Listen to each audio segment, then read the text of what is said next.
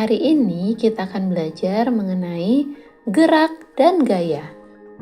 Pelajaran IPA bab 4, kelas 7 SMP semester 1. Ini merupakan bagian dari kurikulum Merdeka. Sudah siap semua? Oh ya, pada video kali ini kita akan fokus ke bagian 1 mengenai konsep gerak. Karena gerak dan gaya ini cukup panjang ya, jadi Miss Sinta akan bagi menjadi 2 video. Yang pertama akan membahas mengenai gerak, yang kedua akan membahas mengenai gaya. Gerak ini sendiri adalah perubahan jarak dan atau posisi benda terhadap titik acuan yang dipilih.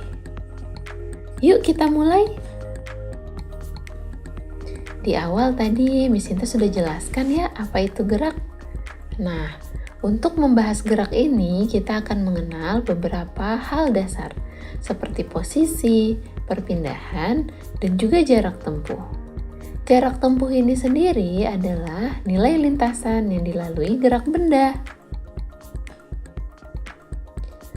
Nah, sedangkan perpindahan adalah sesuatu untuk menunjukkan adanya perubahan posisi sebuah benda.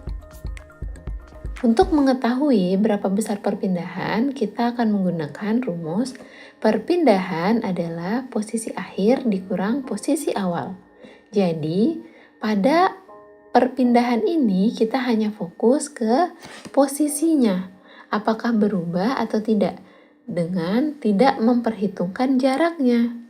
Jadi, misalnya adik-adik berangkat dari rumah, kemudian ke warung, kemudian pulang lagi ke rumah, itu berarti perpindahan adik-adik itu 0, karena adik dari rumah tetap di rumah.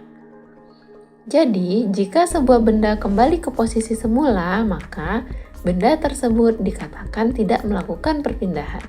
Padahal udah ke warung ya, tapi kita sedang fokus ke posisi awalnya di rumah, posisi akhirnya di rumah.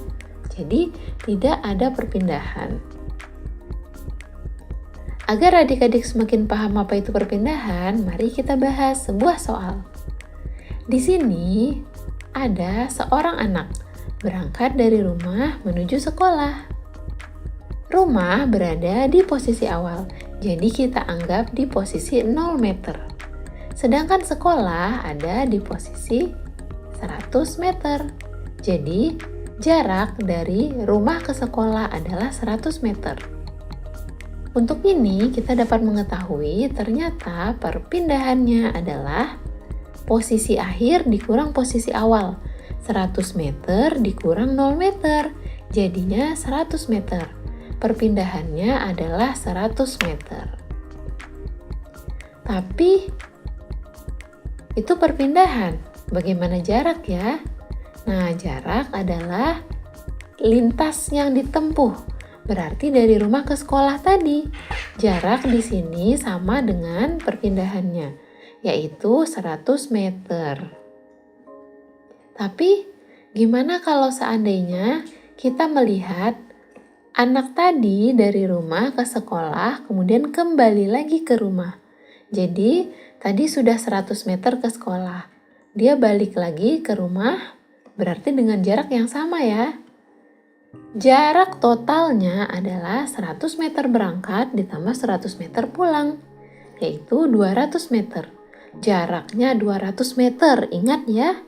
Tapi perpindahannya adalah 0, karena dari rumah kembali ke rumah. Posisi awal dan posisi akhirnya sama, maka perpindahannya adalah 0. Nah, adik-adik pernah tidak memperhatikan?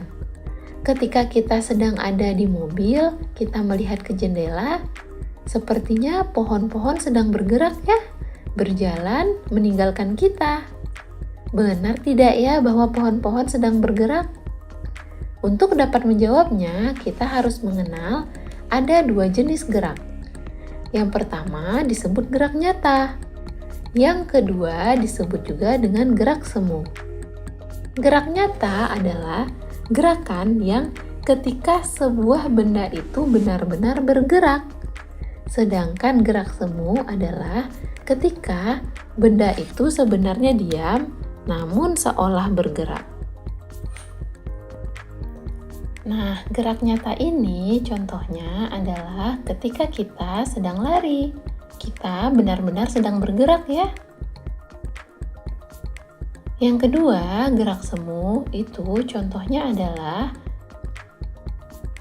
pohon yang kita lihat di jalan seakan sedang bergerak ketika kita sedang di atas kendaraan. Jadi ini semu ya. Jadi bergeraknya si pohon karena titik acuannya adalah kita yang sesungguhnya sedang melakukan gerakan. Seorang anak berjalan sejauh 40 meter tapi tidak berpindah sama sekali. Apakah hal ini bisa terjadi? Sebuah benda bergerak dari posisi A ke posisi B sejauh 10 meter, dari B ke C sejauh 10 meter, dan dari C ke D sejauh 10 meter. Dari ilustrasi itu, jarak yang ditempuh benda adalah seorang anak berjalan sejauh 20 meter ke kanan, setelah itu kembali lagi ke posisi awalnya. Ada yang tahu berapa jarak tempuh dan perpindahan si anak?